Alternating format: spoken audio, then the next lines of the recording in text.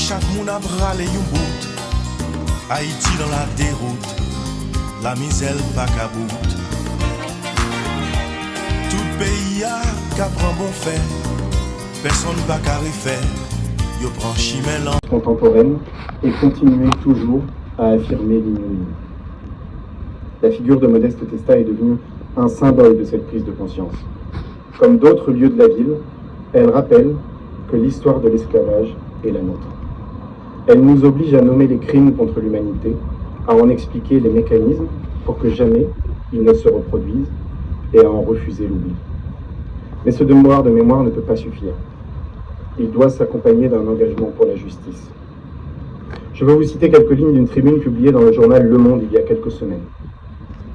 Notre devoir collectif est de porter un discours de justice et de vérité, de regarder notre passé sans phare, de reconnaître les crimes et les injustices commises.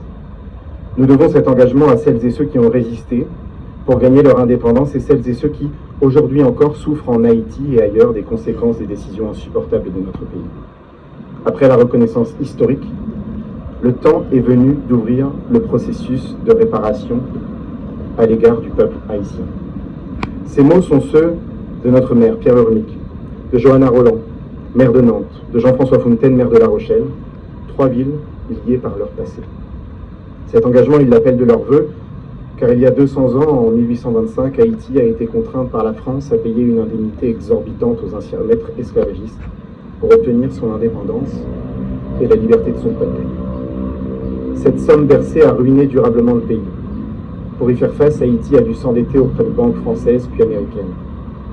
Cette double dette a entravé son développement, a affaibli ses institutions, a compromis son avenir.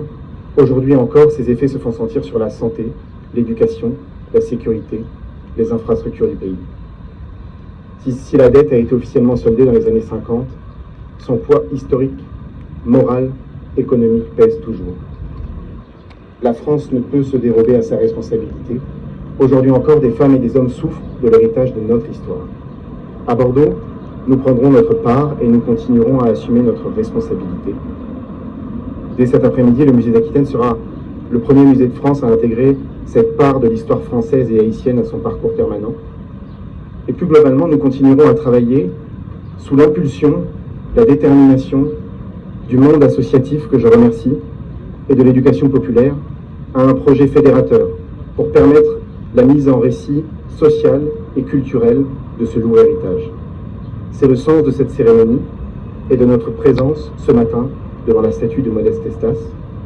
Nous n'oublions pas, nous regardons l'avenir. Je vous remercie.